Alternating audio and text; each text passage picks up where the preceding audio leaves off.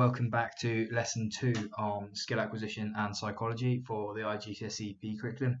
Mr. Walker again, and we're going to be carrying on from last lesson, where today we're going to be looking at skill classification continua and the basic information processing model. So just a reminder, use the note section on the right hand side of the video to make notes as we go through. I will be setting you some tasks as we make progress through the lesson. So if you're ready, we'll make a start. So basic and complex skills. This is the first continua that we need to understand. We need to be able to describe and place skills along this line. So if you look onto the left hand side, I've used the baseline in tennis here rather than the simple line. On the left hand side we're going to have basic, and on the right hand side we're going to have complex, and we need to know that this line goes all the way along, connecting the two definitions, and skills can be placed along that line depending on the type of skill and how it's defined. So we'll start with the definition for what basic skills are. A basic skill is something simple or fundamental. So really you're throwing, catching, hitting, running, jumping, simple fundamental movements that are the building blocks for all types of skills that we use. They have very few subroutines. They require low level of attention, and they're used in a range of different sports. An example would be running 400 meters. It's just one example. Complex, on the other hand, are more difficult skills that require a high level of coordination and concentration. They're genuinely sport specific, so they link to particular sports, and there are sport specific techniques. So they're skills that are made up of lots of different parts linked together called subroutines, and they sometimes require the performer to make quicker decisions. So an example of this might be an overhead kick in football, which is quite a complex skill, requires high level of coordination, a lot of concentration, and lots of different parts to link it all together. So we're going to use tennis as an example of the different types of skills within tennis and where they might fit on this continuum. So this blue arrow in the middle means that it goes from basic through to complex, and that some skills are more basic than others and some skills are more complex than others. We don't just have basic skills and complex skills, there are some that fit in the middle. So moving on court, picture number 1, we've got Roger Federer, one of the most graceful tennis players ever to have played the game. Here we have him just moving on court, performing a crossover, so he might be sidestepping or running around the court. This is a relatively basic skill. We will have the ability to move around, or most performers have the ability to move around on court or when they're playing, and some of these movements can transfer to other skills and will be used in other sports as well. So moving on court is a relatively basic skill for someone like Roger Federer. As we move along the continuum, we start to make the skills a little bit more complex, but we're not completely complex yet. So one of the first skills you might learn as a tennis player is a forehand drive, or use of the forehand to strike the ball. Obviously, Roger can apply lots of different types of spin and be very accurate with where he hits the ball in tennis, but for most beginner tennis players, they learn the forehand drive first because it's one of the more basic skills that they'll use within the game. So as we continue down the complex skills continuum, we get to Andrew Murray performing the top spin serve. So now we need to start thinking about the different elements of the technique itself. In this, we have the racket head speed and the racket head direction. We have the ball toss. So we have the height of the ball toss and the direction of the ball toss. And we have linking the leg movements and the rotation of the trunk and the arm movements together, which make the skill slightly more complex. This is an advanced skill for top performers that want to apply the spin to the ball on perhaps their second serve. So this is something that we could describe as quite a complex skill. So as we move down to the more complex part of the continuum, we have Roger Federer. There's a bit of a trend going on here. One of my favourite tennis players of all time, hence why I've used him in 3 of the images. But in this image, he's hitting the ball between his legs. Now, this is a complex skill purely because it's a skill that is used quite rarely in the game of tennis. If the player has to be using a shot like this, it normally means they're out of position, and they're in a defensive position. So this type of skill requires really high levels of coordination and concentration because it's a skill that's rarely used, rarely practiced, and rarely rehearsed. And it's obviously getting Roger to think really quickly on his feet about what he's going to do to defend the point or maybe even win the point, because he is quite simply that good. So if we have a look at the continua again, from Roger hitting the ball between his legs to Andy Murray performing a topspin serve, all the way down to making contact with a ball and moving on court, you can see the skills are relatively simple and used in various different sports to more difficult and more sport specific, and require more concentration as we move along the continua. So what I would like you to do in the box on the right hand side is pick a sport of your choice. Maybe it's one that you play, maybe it's one that you would like to challenge yourself by thinking about, and see if you can come up with maybe 4 or 5 different skills used in that sport and try and place them somewhere along this continua from basic through to complex. And once you've done that, submit your notes, and then we'll move on to the next continua that we need to look at. So the next one, fine and gross skills. Very same situation here. So we have the line going from one side to the other. This time I've used a badminton net. Very creative, I know. So left to right, we're going to start with fine on the left and gross on the right. So we need to start with some definitions. We'll start with fine skills first. So fine skills are precise movements that require high levels of accuracy and technique. They're often small movements that require small muscle groups such as the fingers, the wrists, or the ankles. So some examples for you: world-class snooker players, or darts players, or trying to spin the ball when bowling in cricket. Shane Warne, Monty Panesar, Ty Muruliferan, could name a million. They are spinning the ball using either their fingers or their wrists to make the ball move off the pitch to outwit the batsman, essentially. And it's this part of the technique that makes them successful. So accurate, small, precise movements using small muscle groups is fine skills. And on the other side of the scale, we have gross skills, which are movements that use large muscle groups to produce big, powerful movements. They usually consider the arms and the legs, and they're normally used together. And they are fundamental movements that normally are associated with creating strength, power, and endurance. So fine skills, small muscle groups. We'll give you some examples of gross skills. So some examples of being shot put, 100-meter sprint, and tackling in rugby. So these are skills or techniques that require the whole body to work together to perform. So fine skills are small muscle groups, highly accurate and precise. Gross skills, large muscles, big movements, powerful, require large groups of large parts of the body to work together. So if we use badminton as an example, again, sorry, the arrow between them suggests that skills are placed along the line. They're not just fine and they're not just gross. They do situate themselves along the continua. That's why we call them continuum. So a fine skill used in badminton, a good example is the backhand short serve. So this female badminton player here is looking to serve the shuttle low, with a low trajectory over the net, towards the body of her opponent or towards the short service line. She's going to be using her fingers, her wrist, and her elbow for very precise, controlled, and accurate technique. This allows her to have the precision she requires for this technique to be successful, so she's just using small muscle groups at this time. So the example in the second picture is a female player playing a net shot, which is again requires good touch, lots of control, good balance. So she has moved to get into this position, but when she actually uses the technique to strike the shuttle, she's using just, again, her wrists, her elbows locked, and she's using touch in her fingertips to make the shot successful. Now, as we move away from fine skills and start moving towards gross skills, we've got an example of a male badminton player performing a lunge and lift.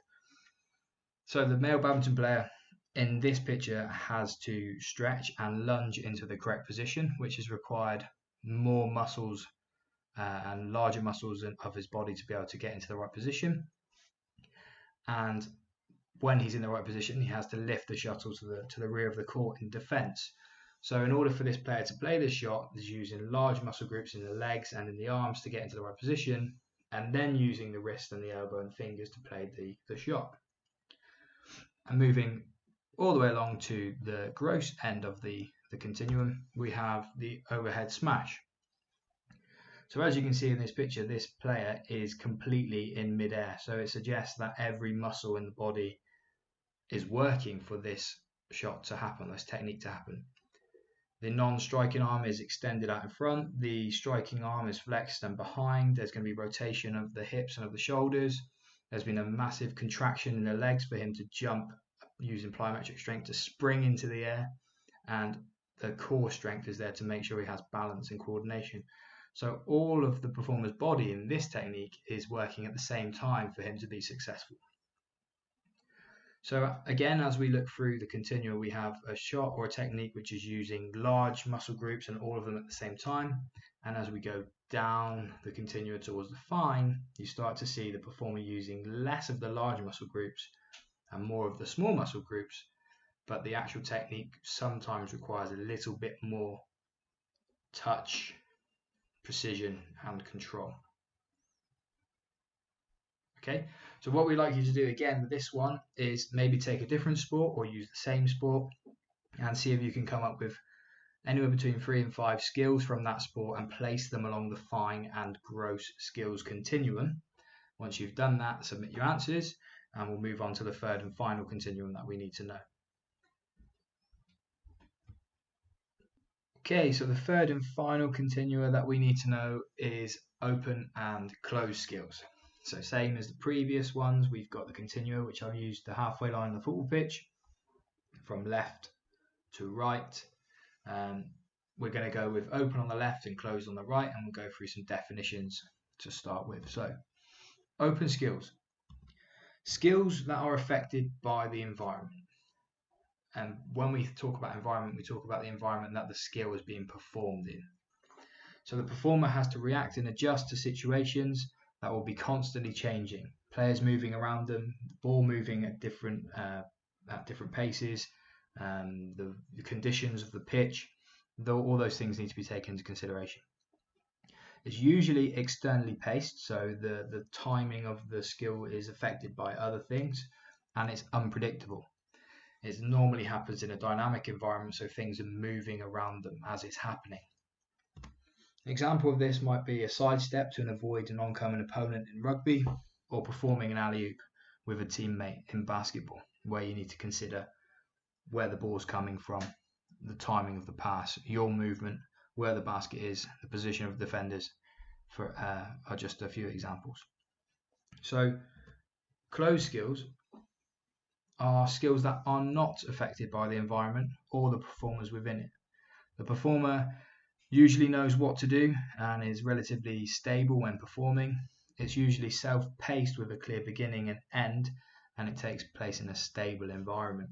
So some examples might be throwing a javelin, putting in golf, or a free throw in basketball.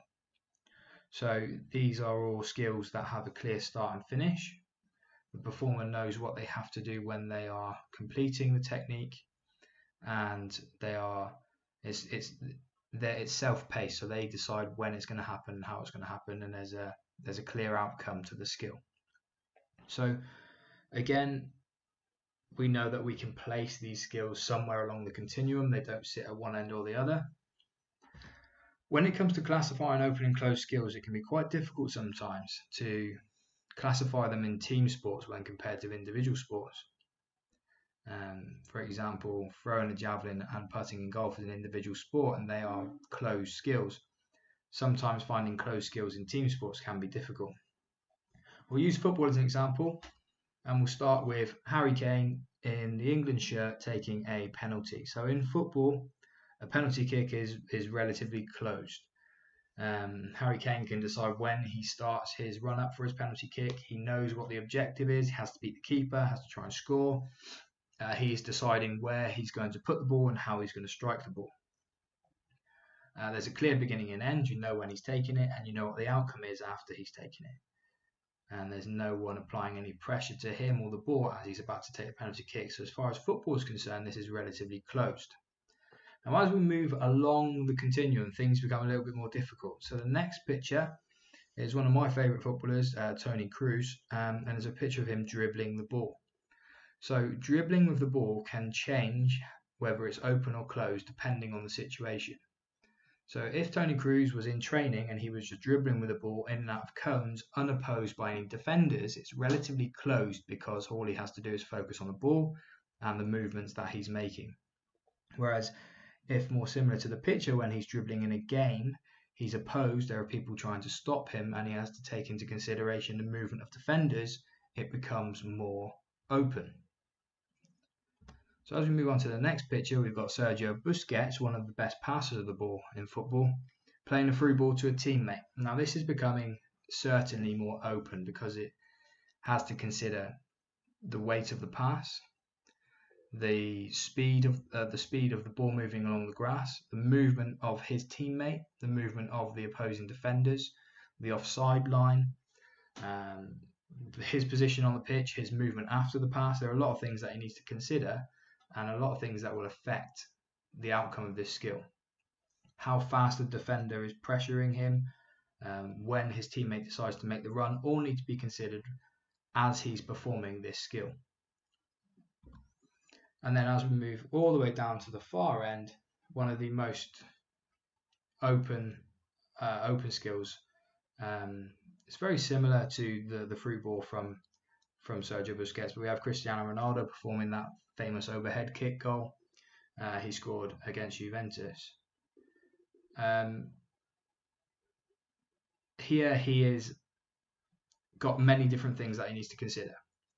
Movement away from the defender, position of the goalkeeper, the height of the ball from the cross, his body position to perform the technique, the defenders that are applying pressure to him, the movement of his teammates. There are lots of things that he needs to consider, and then the technique itself made the overall skill quite difficult. So this is lots of things could have gone wrong. Lots of things were going to change and affect the skill here. And obviously Ronaldo is world class and scored from this technique. So it was dynamic, it was externally paced, and it was unpredictable. Lots of things needed to be taken into consideration for that skill to be successful. Whereas if we move back down the line, things start to become a little bit more self-paced. There's more of a clear beginning and end, and the environment becomes slightly more stable. But as we've said, it's quite difficult in team sports to be able to identify these, to be able to classify these skills. So what I'd like you to do is I'd like you to give it a go. You can choose any sport you like. You might choose an individual skill first, and then a team sport afterwards. Sorry, individual sport first and a team sport afterwards. But it's completely up to you.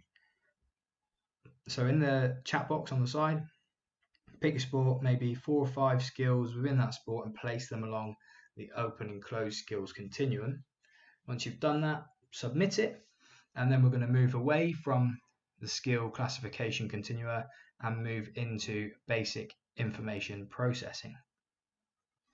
Right, so we're now going to move on and away from skill classification, and we're going to start looking at how we interpret information and how that affects our decision making and how we can apply it to sports performances. So we're going to be introduced to one of the first models that we need to understand, and that's the information processing model.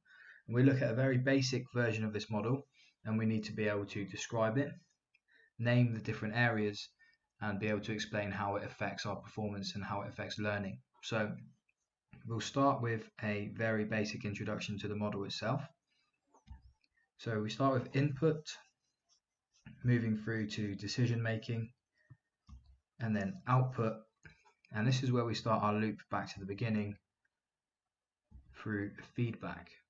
So this is essentially the very simple or basic information processing model, which is made up of 4 parts.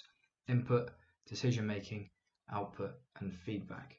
If we keep it very, very simple, we can almost describe it as see or sense, decide, do, and learn. So see or sense, make a decision, perform what we've decided to do, and then learn about what's actually happened. So if we were to define it, the actual model itself, it's a 4-stage process that a performer goes through to make a decision and act upon it. So taking it step by step, input is the information that we receive from our senses, so sight, touch, feel, hear, anything that we get from our senses goes straight into our brain. This information is then stored in the short-term memory, which is where we move into the decision-making part of the model. So we interpret the input that we're given, and we use the short-term and long-term memory to decide what, when, where, and how, essentially what we're going to do, the decision we've made from the input that we've been given. So it's initially stored in the short-term memory, and then we recall any previous experiences or learning from the long-term memory to decide what we want to do. The output part is our actions. The output is us, once we've made a decision, performing what we need to do in response to the stimulus that we've received. And then once we've done it, we go through the feedback loop, which is this part tells us whether we are successful or not, and we go back to the input phase to decide what we're going to do next time around. So information from feedback is then stored in the memory that we can refer to and relate to the next time we receive a similar stimulus in the input. Okay, so we're seeing things, we're making decisions, we're doing things, and then we're learning on what we've done, and it's a continuous loop. Okay, so if we go through what it says in your textbook, you're given this 4-block diagram for you to understand, and we'll go through what it says in each section. So input is the information received through sight, hearing, and touch, and it sometimes comes from the feedback loop, so what we've previously experienced, and some call this intuition. Sometimes there's a great deal of information received, particularly when you're a beginner, so it's important to be able to select the information that is important to aid the decision-making process. So decision making is when you decide what you're going to do in response to the stimulus that you've seen or heard or through your senses. It's initially stored in the short-term memory, which we move on to next lesson, looking at a bit more detail. And then if the information is rehearsed, it can be stored in the long-term memory, which is what we officially know as learning, essentially. Experienced performers have gone through this process many times, and they've rehearsed different scenarios and have had different inputs, so they have more information to draw from the long-term memory. So output is essentially the doing, so really simple. When the decision is made, you act upon it. The brain sends messages to your muscles, and the muscles perform the skill. And once you perform the skill, this is when feedback happens. So it tells you whether your decision was a good action or a bad action, and was it successful or not. And this knowledge can be stored and used for future decisions, and we get feedback through 2 different types, intrinsic and extrinsic, which we'll look at in the future lessons. So really simple: input, decision making, output, feedback. Sense, decide, do, learn. Okay, information is stored in the short-term memory, is where we make our decisions, and we recall information from the long-term memory to make that decision. So in the text box on the right-hand side, what I'd like you to do in your own words, try and write a definition for the 4 phases and submit your answer, and then that's going to be the end of today's lesson. So I hope you've enjoyed going through skill acquisition, skill classification, and we've just started to move into information processing. In the next couple of lessons, we'll look at memory and how we deal with information when we first receive it. So I hope you enjoyed today's lesson. Make sure you submit your notes in the note column on the right hand side, and come back for lesson 3 next time round.